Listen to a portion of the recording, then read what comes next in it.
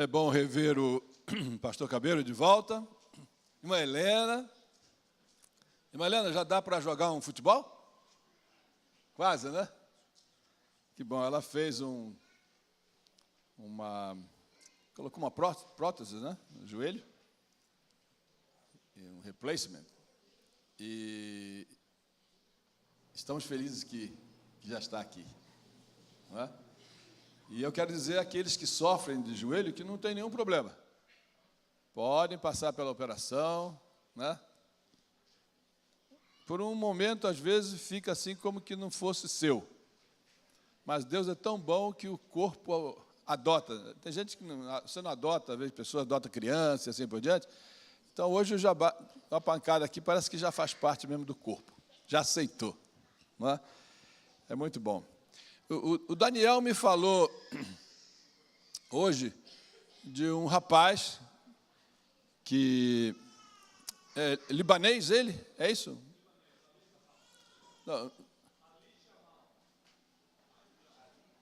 Não, eu não vou repetir, eu só estou ouvindo. Mas, Daniel, afinal, ele teve que voltar ao seu país às pressas.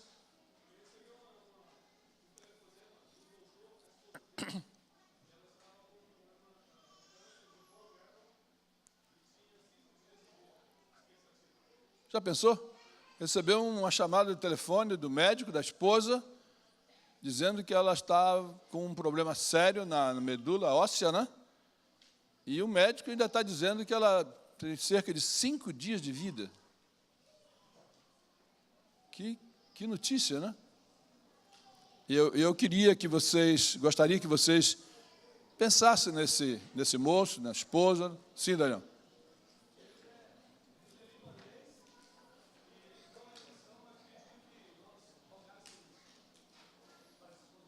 Libanês, não é cristão, mas reconhece que nós podemos interceder por ele e aceita isso. Vamos fazer isso, com certeza.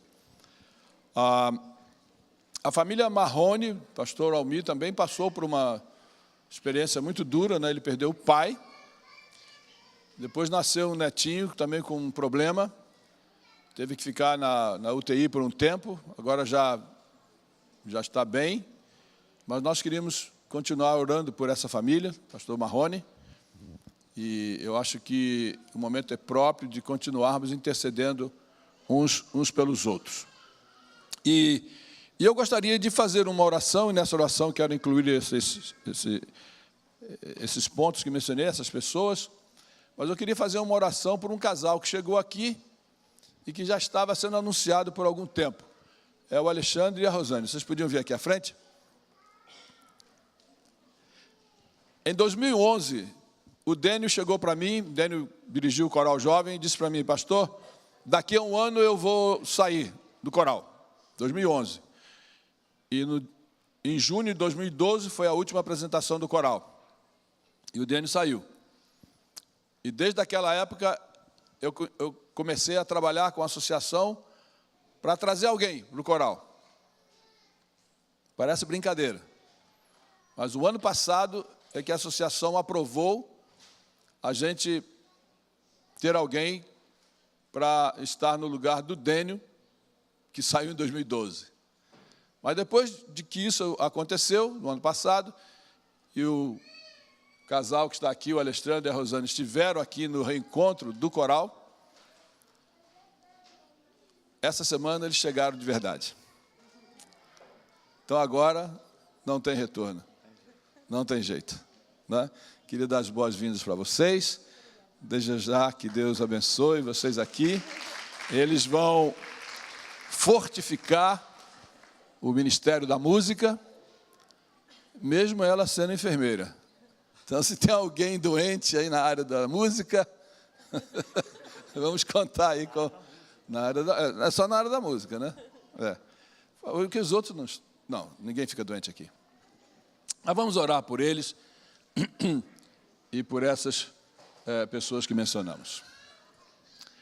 Deus nosso Pai, estamos agradecidos pela chegada do Alexandre, da Rosane, e nós rogamos que eles sejam abençoados aqui conosco e que todos nós sejamos abençoados também. Amém. Cuida deles, continue cuidando aqui desta igreja, a tua igreja, os teus filhos, e que nós possamos, através da música, alcançar, pela influência positiva, maravilhosa do Espírito Santo, corações que um dia estarão também ingressando no reino celestial. Amém.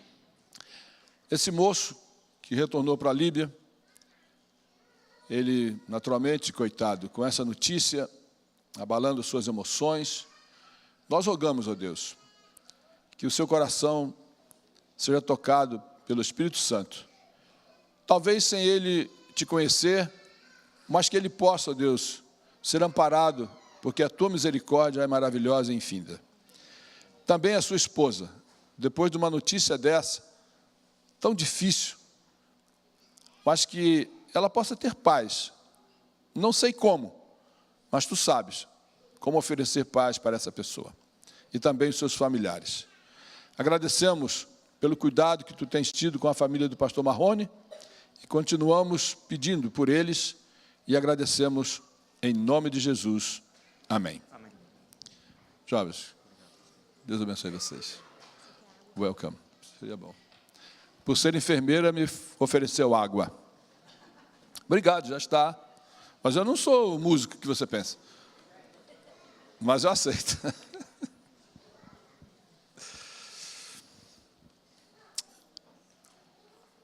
Elisete estava doente, estava de cama. E nós tínhamos uma cachorrinha chamada Neném. Ela veio do Brasil, conseguiu o green card, chegou com toda a documentação, passou pela imigração sem nenhum problema, e nós amávamos a Neném. E eu sempre procurei educar a Neném de que ela deveria comer a comida dela e não a comida dos outros. Eu não sei quantos de vocês dão para os filhos qualquer tipo de comida, e às vezes fora de hora, né? Uma vez, eu estava numa casa, e a criança estava comendo qualquer coisa, menos a comida ideal para aquele horário. E eu, curiosamente, perguntei para os pais, por que funcionava assim, com jeitinho, foi com jeitinho. E eles disseram para mim o seguinte: não, quando ele tem vontade, ele come o que quer. Com a Neném não era assim, apesar de ser uma cachorrinha. Ela só comia a comida dela. E se ela fosse querer comer outro tipo de comida, ela já olhava para mim. Porque ela já sabia da minha posição. E era interessante que quando alguém estava almoçando em casa, e ela estava com vontade de pegar um pouco daquela comida, ela ficava sentadinha e só olhava para aquela pessoa. Se eu estava ali, ela não olhava para mim. Porque ela sabia que se ela olhasse para mim, eu ia dizer: olha, essa não é a sua comida. E ela então ficava assim. E nesse dia, Elisete estava doente, estava na cama, como um bom marido, um bom esposo, levei um chazinho para ela, um biscoitinho. Eu não quero que ninguém fique doente, mas se por acaso acontecer, façam isso. Leva um chazinho, um biscoitinho. E eu estava lá. E a Neném também estava lá na cama. E Elisete, não sei porquê, porque a Neném estava lá também, de olhinho nela, né? Não olhava para mim. A Elisete pegou um biscoito e colocou na boca da Neném. A Neném sabia que eu estava ali. E ela segurou o biscoito e ela ficou como assim: como ou não como? Será que eu vou levar uma bronca ou não? E eu comecei a reclamar, falando, mas sem olhar para a Neném. Eu falava assim: mas isso não pode, não é para ser assim. E eu comecei a falar alto, sabe? E de repente, a Neném fez assim. Abriu a boca e deixou o biscoitinho cair. A reação da Elisete foi simples e direta. Seja obediente, mas não seja tola. Tudo bem. Isso foi neném. Agora o Duque. Quem de vocês aqui conheceram o Duque? O Duque, ele não era nem um cachorro, era mais do que isso. Acho que tem uma foto do Duque por aí. Tem aí uma foto do Duque? Olha lá. Esse rapaz dá saudade. O Duque foi o seguinte. Eu cheguei em casa e o Duque estava meio desconfiado. Sempre quando eu chegava em casa, o Duque fazia uma festa. E o rapazinho era grande, né? Vocês podem perceber. Nesse dia eu cheguei em casa, ele estava meio desconfiado, sentou ali, sacudiu o rabo assim, mas não veio assim muito animado, não. Aí Elisete falou assim, olha, não sei o que aconteceu com o Duque. O Duque estava brincando com a bola de basquete, só podia ser, né? Com a bola de basquete, e ele estava todo animado, e de repente ele parou de brincar, mudou o comportamento, e ficou aí no canto. O que será que aconteceu? E eu fiquei pensando, o que será que aconteceu? Para vocês terem uma ideia, vocês que não conheceram o Duque vivia dentro de casa, daquele tamanhozinho, e você poderia deixar comida em cima da mesa e ir dormir, e ele não mexia. Porque ele também foi educado que aquilo ali não era a comida dele. E ele corria dentro de casa, se ele batesse com o rabo no sofá, ele já não se sentia muito bem porque ele fez alguma coisa errada. Ele era diferente. Esse cara era diferente. E eu comecei, o que aconteceu que ele parou? Aí peguei a bola, comecei a dar uma olhada na bola e percebi que na bola, com o dente, né, ele tirou uma pelezinha da bola, um pedacinho da bola. E eu percebi, entendi, que na brincadeira dele, ele, sendo cachorro, né, vamos usar uma linguagem assim, ele percebeu que fez uma coisa errada, ele estragou a bola. Não é que furou a bola, mas ele tirou um pedacinho da bola. E aquilo ali foi suficiente para ele sentir um sentimento de culpa. Agora vai comigo. Eu estava no internato em Petrópolis. No meu tempo, IP, agora IPAI. Não sei quantos de vocês estudaram lá ou já estiveram lá, mas um internato. E uma noite, eu não sei se acontece com vocês hoje, mas às vezes um dá uma ideia assim, vamos fazer isso? E contagia o grupo e o grupo vai. E alguns tolos vão junto também. E eu fui um desses. No colégio havia a plantação de laranja. E havia época que a laranja era muito gostosa, saborosa, docinha, e nós, alunos, tínhamos a sensação, a ideia de que o colégio, em vez de colocar laranja lá no refeitório para a gente chupar a laranja à vontade, a ideia que a gente tinha é que eles escondiam a laranja, não traziam laranja para o refeitório. E então alguns tomavam a iniciativa de ir no pomar pegar a laranja por conta própria. Só que era proibido. Né? Não era para ninguém ir no pomar. Mas naquela noite, esse grupinho, né, me animou e eu fui com eles. Chupamos a laranja, saborosa, doce, e voltamos para o prédio dos rapazes. Um parênteses aqui. Pensando lá no Éden, quando Eva pegou aquela fruta que era proibida também, eu acredito que era saborosa, docinha, não sei, mas era muito gostosa. Então, o problema não estava na fruta, né? O problema estava na desobediência. E nós voltamos, ninguém nos viu, estávamos seguros que estava tudo ok. Mas não sei por quê, que quando nós entramos no prédio dos rapazes, a porta da preceptoria abriu. E quem estava lá era o preceptor. Um amigo maravilhoso, já falecido, saudoso, pastor Corino Pires. A irmã dele tem estado aqui na nossa igreja, não vi hoje aqui. E não teve nem como negar. porque o cheirinho da laranja estava lá, né? Não teve como negar a culpa. Estávamos ali.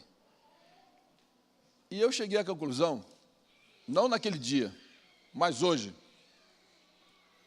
de que a culpa é parte da nossa existência, reconhecendo ou não, ela te acompanha, de alguma forma. E eu fico impressionado que até mesmo os animais, se nós usarmos uma linguagem humana, também carregam esse sentimento de culpa. O que é culpa? Num dicionário aí, eu vi que é uma falta voluntária contra o dever, contra aquilo que deveria ser feito e foi feito de forma diferente. A omissão é um delito, um crime. E voltando à parte espiritual, a palavra-chave é pecado. Você pecou, é culpado.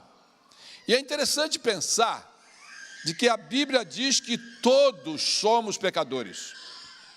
Portanto, todos nós temos o motivo de carregar o sentimento de culpa. Vamos ver o que está escrito em Romanos. Romanos, capítulo 3.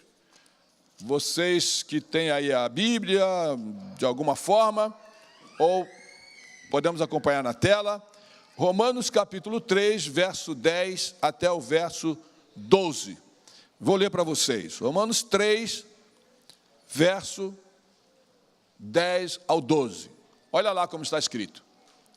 Não há nenhum justo, nenhum sequer. Verso 11. Não há ninguém que entenda ninguém, que busque a Deus. Verso 12. Todos se desviaram, tornaram-se juntamente inúteis, não há ninguém que faça o bem, e não há nenhum sequer. Eu não sei se você já leu esse verso, fazendo algumas perguntas. Será realmente que não existe ninguém que faz o bem? A minha avó costumava dizer o seguinte: eu não desejo mal a ninguém, e se alguém precisa de um prato de comida, eu dou. Então, para ela, isso era vida e fazer o bem. Ninguém que busque a Deus?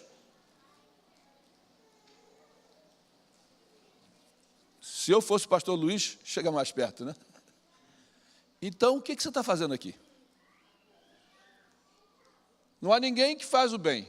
Não há ninguém que busque a Deus. O que é que você veio fazer aqui? Você já pensou nisso? Será que o apóstolo Paulo está tão durão assim? Será que ele não está percebendo bem as coisas?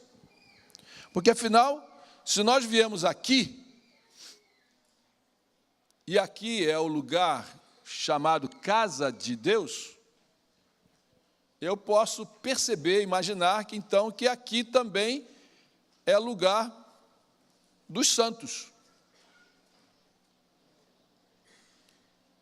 Mas se todos pecaram, se todos fazem o mal, e ninguém busca a Deus, o que estamos fazendo aqui?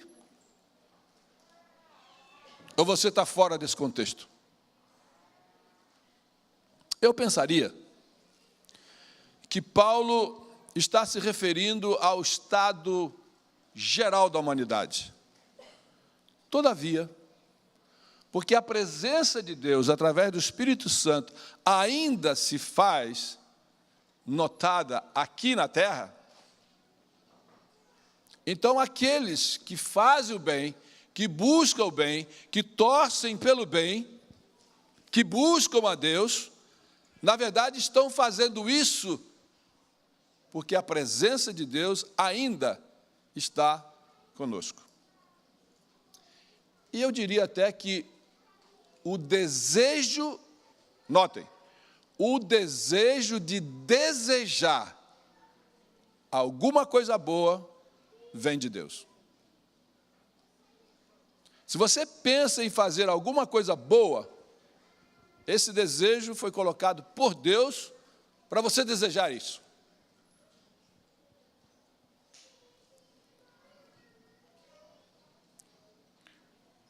E eu continuo então dizendo que culpa é um fato real da vida de cada um de nós. Você quer ver um outro texto? Está em Salmos, Salmo 51, verso 5. O salmista diz assim, que em pecado eu fui concebido pela minha mãe. Olha lá, sei que sou pecador desde que nasci. Sim, desde que me concebeu minha mãe.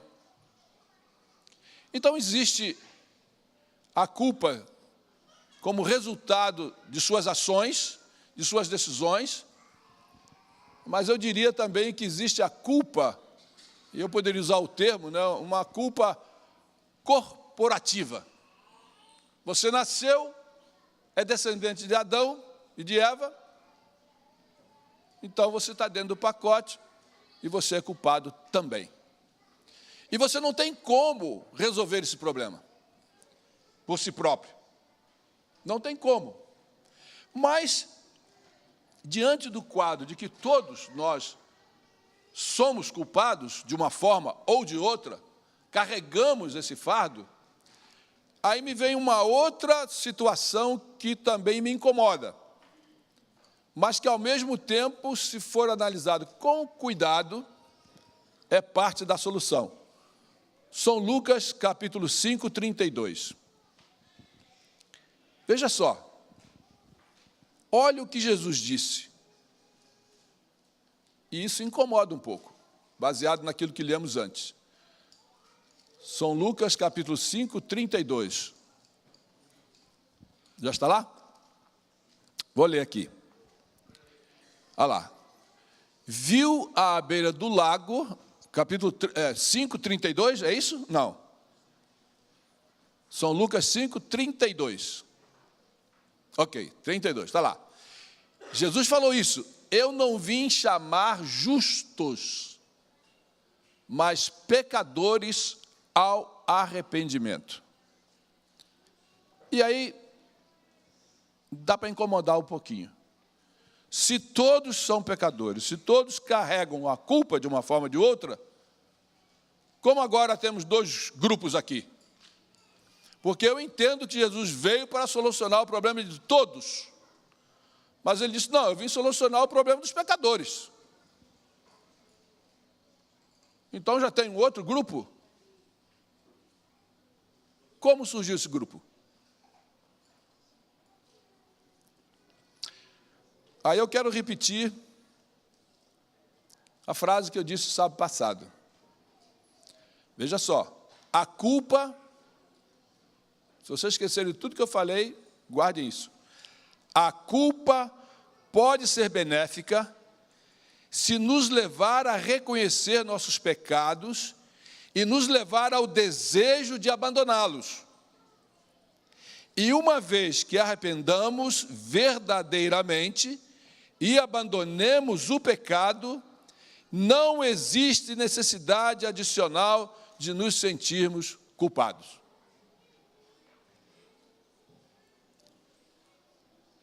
A culpa pode ser benéfica. E aqui está, nesse contexto, a qualificação desse grupo que Jesus chama de justo. Porque quando você usa a culpa como um benefício que leva você a reconhecer o seu erro, o seu pecado e o desejo de abandoná-los, e realmente arrependido o abandona, você é considerado justo. E uma pessoa justa não tem culpa.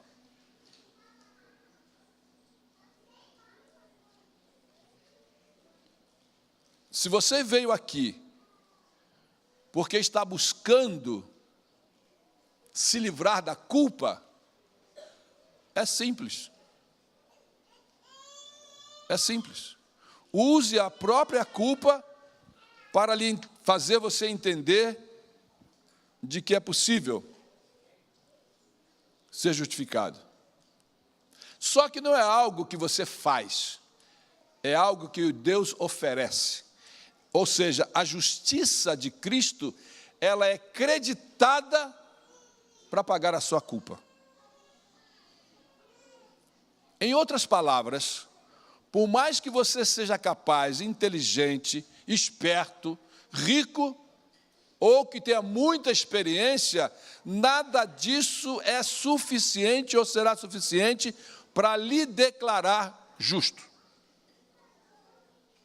Por isso que a justiça de Cristo, ela pode e está à disposição e pode alcançar a qualquer indivíduo que está aqui agora. Nenhum pode pensar assim, nossa, mas eu não tenho condição. Você tem condição. Porque não é uma iniciativa sua, é uma iniciativa do próprio Deus. Antes que você existisse, Deus já havia tomado a decisão de salvar você, de pagar a sua culpa, de creditar a sua justiça na sua conta de pecado. E isso está à nossa disposição. Agora, existe uma outra coisa. Quando você é, agora, pela misericórdia de Deus, pela justiça de Deus, pelo seu reconhecimento da culpa, pela aceitação, pelo arrependimento, pelo abandono, e agora você está qualificado no grupo de justos, existe um outro desafio para você e para mim, sabe qual é? É que se espera que o justo viva um nível, um padrão diferente dos outros. Me entende? É simples. É um novo padrão. E aí o desafio é maior. A linguagem desse indivíduo é diferente da dos outros. Mas, às vezes, o desafio do dia a dia complica. O desejo de desejar o bem para os outros não está no mesmo nível dos outros. O assunto da honestidade, da fidelidade, vocês percebem? O local onde frequenta, as amizades que eu escolho, enfim. Então, ser declarado justo envolve também uma responsabilidade. Quando eu estudava no IPAI, nós tínhamos lá um professor, mais tarde se tornou diretor do colégio. Alguns de vocês possivelmente o conheceram, é o professor Zizion Fonseca, já faleceu. O professor Zizion Fonseca era um homem de pequena estatura e bem magrinho, bem magrinho. E a turminha do colégio, que gosta de jogar bola e fazer isso, aquilo, outro, e de vez em quando dava uma apertada nele. Professor, a gente nunca vê o senhor brincando com a gente. E um dia, por que o senhor não veio jogar bola com a gente? Aí o professor Zion falou uma coisa interessante. Tão interessante para mim que eu vou compartilhar com vocês. Ele disse assim, eu gosto de jogar bola. Eu já joguei bola. Mas porque me escolheram para ser o diretor do colégio, e considerando esse físico, eu decidi não jogar bola com vocês. Porque já imaginem, na segunda-feira, no momento das aulas, o diretor está com a perna quebrada em casa porque jogou bola com vocês. Porque eu sei as minhas condições físicas, né? Sou muito magrinho, e se eu jogar com vocês, eu vou sair voando por aí. Então, pela função, pela responsabilidade que eu tenho, eu faço um outro tipo de exercício, mas eu não jogo bola com vocês. Vocês estão me entendendo? Esse grupo, que Jesus chama de justo, ele tem um preço a pagar. Não para se tornar justo, mas porque agora é justo, é um padrão diferente de vida. E a pergunta é simples. Você já pertence a esse grupo? E a resposta mais simples ainda. Que tipo de padrão você está vivendo? Você mesmo pode responder. Ah, pastor, me desculpe, não sou parte desse grupo, porque, eu estou vivendo dessa forma, vivendo disso aí, não estou ligando para aquilo, não estou ligando para isso. Ou, pela graça e misericórdia do Senhor, não sou eu mais quem vivo, mas Cristo vive em mim. E eu estou crescendo nessa graça.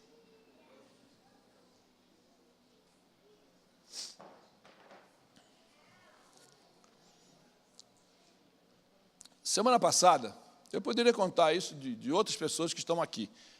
Mas como foi a semana passada e foi comigo, eu pensei em compartilhar com vocês. Estava aí no Home Depot, comprando algumas coisas aqui para a igreja e tal. E nessa de compra daqui, compra dali, eu parei no local onde faz cópias para chaves. E peguei uma chave e pedi para fazer 2 cópias daquela chave. 2 cópias. Continuei lá, estava acho que o Roberto estava comigo, não estou vendo o Roberto. Roberto está lá atrás? Onde está o Roberto? Bom, o Maricá está ali. E aí eu coloquei a chave no bolso e saí comprando as outras coisas, fui para o caixa, paguei as outras coisas e não paguei a chave. 2 chaves. Passou 2 dias da semana, eu voltei lá no Home Depot, aí eu fui com o irmão Gladson, né? Fui com o irmão Gladson. Eu falei assim, irmão Gladson, estou com problema, eu tenho que pagar 2 chaves que eu peguei aqui e fui embora, esqueci de pagar no outro dia aí. Só que, quando eu estava falando isso para o irmão Gladstone, 2 perguntas vieram na minha mente. Sabe qual é? O que 2 chaves representam para o Home Depot? Alguém sabe o que é o Home Depot? A força do Home Depot aqui na América? E em outros países ainda? O que representam 2 chaves? Número 2. Segunda pergunta. Vem cá, você é um cristão correto ou não? E aí você tem que decidir, não é? Resultado. Eu nem estava com as chaves no bolso mais, mas paramos lá no caixa e falamos com a menina, olha, eu quero pagar 2 chaves, que eu fiz as cópias aqui há poucos dias, e acabei esquecendo de sair com elas aí e quero pagar. Só que ela disse, mas não tem um documento, não tem nada? Eu digo, não tem nada. Primeiro que eu não paguei, não tem recibo. E as chaves não estão aqui. Aí ela disse, mas como é que vai ser então? Mas você veio aqui para pagar isso? Aí eu lembrei que no meu chaveiro eu tinha a chave original, e eu falei, aqui está a chave, vai lá agora, descobre o valor para a cópia desse tipo de chave. E ela foi lá e tal, o irmão Gladys foi, e ela voltou e eu paguei. Mas a pergunta dela me fez pensar um pouco.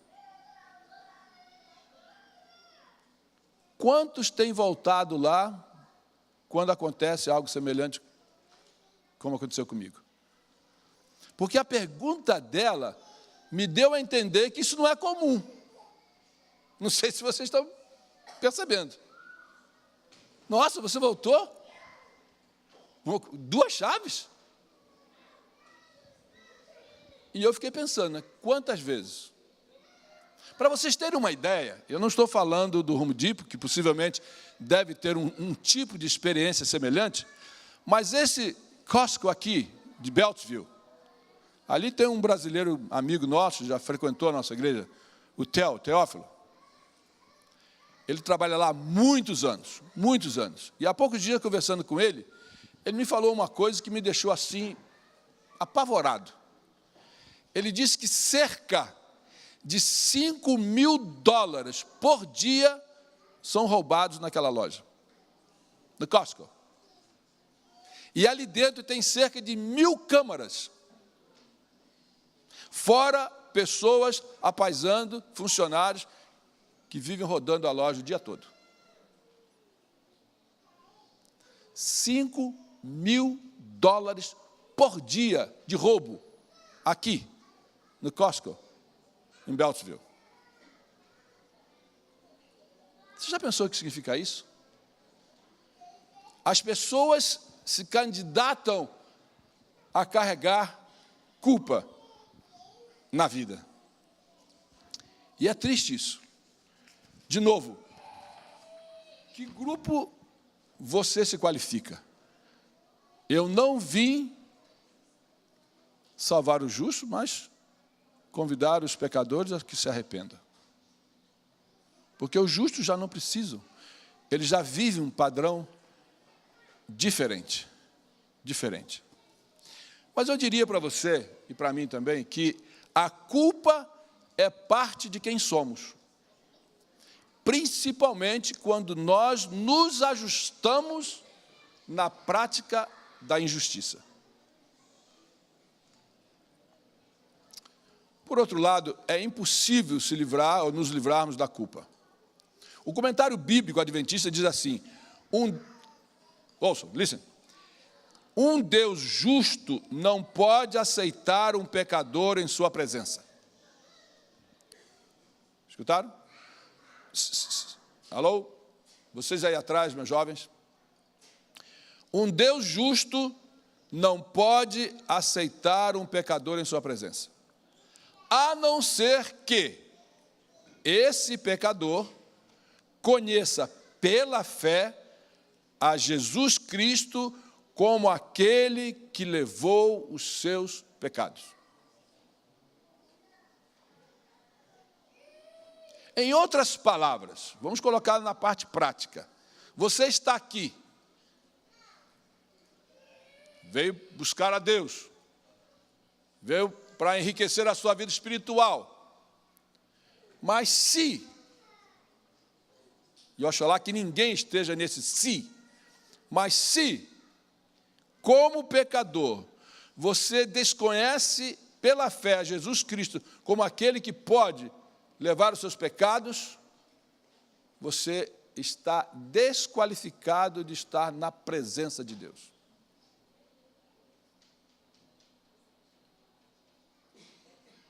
Se você vira as costas. Mas fique tranquilo, porque se você veio aqui é porque você quer vencer. Existe solução? Existe. Uma palavra simples, pequena, chamada perdão. O perdão está à disposição. Algum tempo atrás, contei uma história aqui de dois irmãos, uma menina e um menino, que foram passar as férias na casa do vovô, que era fazendeiro. Verão. E eles foram lá, passaram algumas semanas com o vovô e com a vovó. E todos os avós gostam que os netos vão passar dias com eles. Todos. E durante o dia eles brincavam, pegavam frutas no pomar, brincavam com os animais, com as aves, etc. E um dia, o menino cometeu um erro. Ele matou um ganso da vovó. À noite, depois do jantar, eles revezavam. Um dia o menino lavava a louça, o outro dia a menina lavava a louça. Naquela noite, a irmãzinha espertinha, na hora de lavar a louça, era a vez dela. E ela virou para a vovó e disse assim, vovó, hoje o meu irmão, ele quer lavar a louça. O menino olhou para ela, eu quero. E ele foi lavar a louça.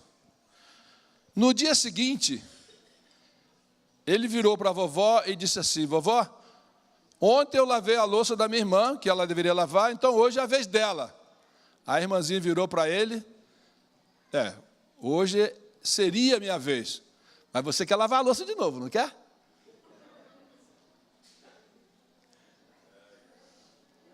E assim foi, de novo. Toda noite era a mesma história e o pobre do rapazinho lavando a louça toda noite. E ele, coitado, já estava muito aborrecido com a irmã e a irmã na maior tranquilidade. Ou você lava a louça ou eu vou contar para a vovó. O que você fez? Vou lavar a louça. Mas chegou um momento que ele já estava enjoado de lavar a louça, agora deu o que der. Castigo por castigo, eu já estou castigado, né? Porque lavar a louça toda noite. E aí um dia ele encheu-se de coragem e foi procurar a vovó. Diz, vovó, tal dia assim, assim, aconteceu isso, e eu enterrei o ganso lá no mato lá.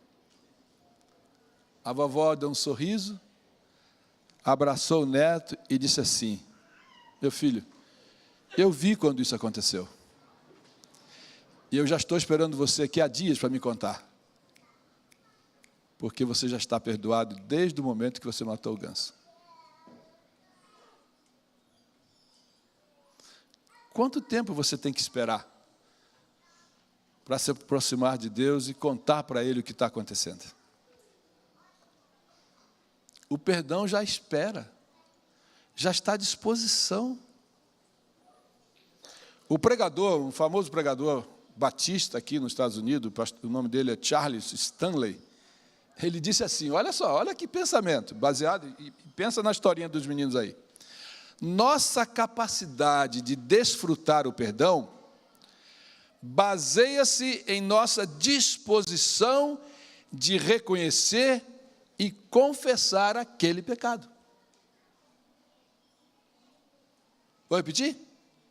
Nossa capacidade de desfrutar o perdão baseia-se em nossa disposição de reconhecer e confessar aquele pecado. Está no livro The Gift of Forgiveness, página 136. Então, como Jesus trata da culpa, ou com a culpa? Se eu pudesse dizer assim, é como a vovó. Meu filho, você já está perdoado. O perdão já está aqui, há muito tempo. Desde o dia que você cometeu o seu erro, o perdão já está à sua disposição. Zaqueu subiu na árvore. Eu aprendi uma coisa que me falaram agora nessa viagem, que também faz sentido. O fato de Zaqueu subir na árvore não simplesmente significava porque ele era baixo, pequeno. E ele queria ver Jesus. O fato de ele subir na árvore é porque, no meio da multidão, ele podia levar umas pancadas. Sai daqui, pecador. O povo conhecia ele. Percebe? Então, para ele se livrar dessa chance de ser, até ele levar lá uns cascudos, né? Também ele subiu na árvore. Mas não importa, o que Jesus disse para ele é o seguinte: desce depressa, eu quero pousar na sua casa. Jesus não falou para ele assim, olha, antes de você descer, faz uma limpeza aí, porque fora disso não tem papo comigo. O perdão já estava à disposição de Zaqueu. Quando a mulher adúltera foi pega em adultério e foi levada diante de Jesus, Jesus não disse para ela, olha, se ajeita, mulher. Jesus disse assim, eu também não te condeno. E depois, é o padrão. Vai viver num nível diferente, porque você agora é justa. O paralítico no tanque de Betesda, ei, pega a sua cama e anda. E depois, não vá cometer pecado de novo, para não acontecer alguma coisa pior. Em outras palavras, viva um padrão diferente. Você agora é justo.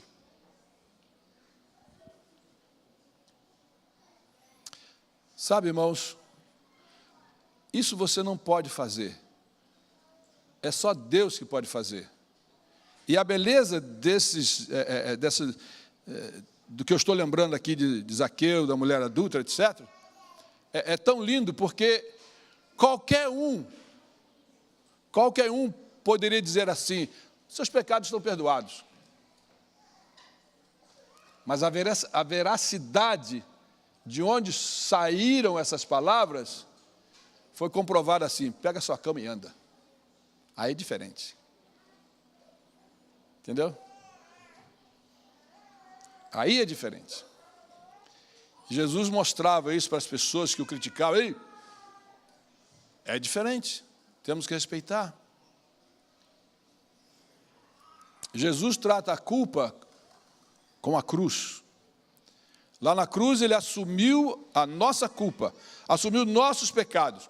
Todos somos pecadores, todos somos culpados, mas por meio de Cristo e do seu sacrifício na cruz, nós temos a oferta do perdão. 2 Coríntios 5,19 diz que através de Cristo houve uma reconciliação.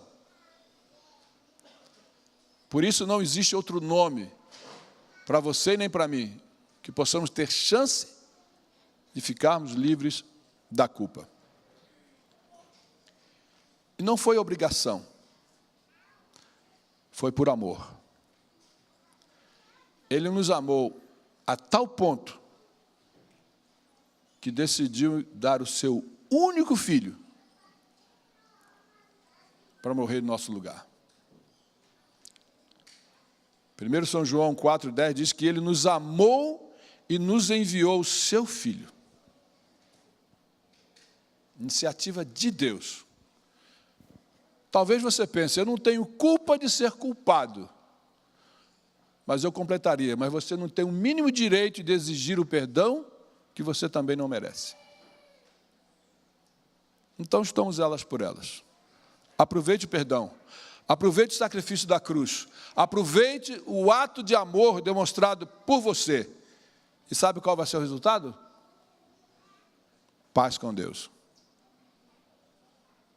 E se você tiver paz com Deus, você vai ter paz comigo. Simples assim. E eu termino lembrando, se até os animais reconhecem o sentimento de culpa e querem o perdão, deveria ser diferente com você? Deveria ser diferente comigo? Não continue carregando a culpa. Deixa esse fardo para lá. Viva em paz. Viva na categoria dos justos.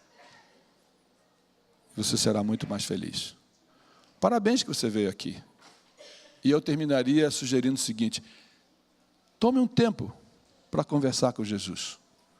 Tome um tempo para caminhar com Ele. Para trocar ideias com Jesus. E para dizer para Ele, olha, o teu sacrifício por mim foi válido. Eu aceito. Eu quero ser uma nova criatura. Eu quero ter a minha vida transformada. Eu queria chamar o Bruno aqui. E se você realmente deseja estar livre desta carga, e ao mesmo tempo reafirmando de que o perdão está disponível para você estar livre, à medida que você ouvir essa música, no final, eu quero orar com você e por você. Preste atenção. É um convite de Deus para você e para mim hoje.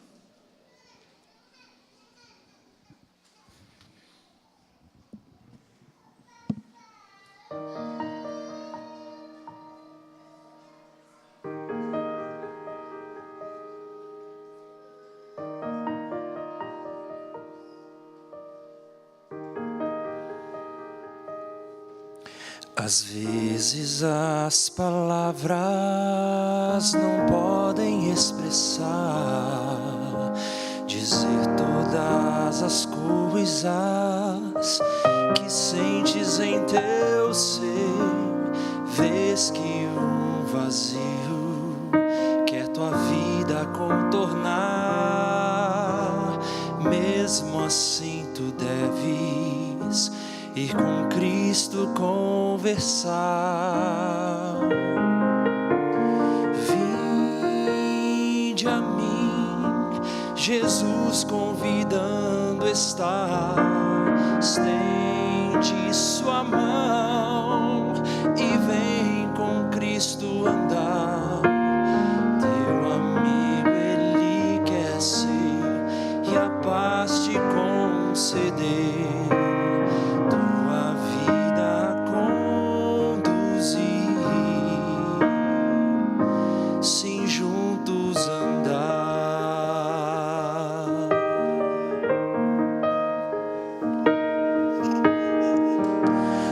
São as lágrimas que expressam tua dor, traduzem tua luta, revelam teu sofrer, mas certa é a vitória quando Cristo te guiar. entrega a tua vida, vem com Ele caminhar. Vinde a mim, Jesus convidando está, estende tua mão e vem com Cristo andar. Teu amigo Ele quer ser e a paz te conceder, tua vida a conduzir, sim, juntos andar. Vamos cantar todos. Vinde a mim, Jesus convidando está, estende tua mão e vem com Cristo andar. Teu amigo Ele quer ser e a paz te conceder, tua vida a conduzir, sim, juntos andar.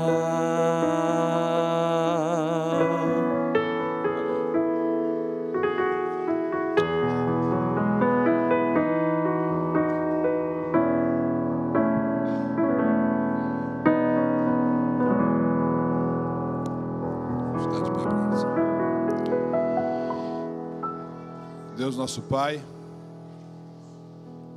agradecemos pela disposição de nos salvar, de nos perdoar e de colocar diante de nós a Tua graça e a Tua misericórdia para que possamos aplicar na nossa vida e fazer com que os fardos sejam retirados de nós. Que possamos, através do que Tu colocas no nosso coração, ter forças para irmos ao pé da cruz e colocar ali todas as nossas inquietudes. Esse grupo, ó Deus, veio aqui porque deseja estar no grupo dos justos, aqueles que vivem um padrão de vida diferente e que por sua vida estará influenciando a outros de que vale a pena seguir a Jesus. Por isso, uma bênção especial para cada um que aqui está. E que ao sairmos, que os Teus santos anjos sejam enviados para nos acompanhar, nos guiar, nos proteger. Pois despedimos-nos rogando a Tua bênção e paz, em nome de Jesus. Amém.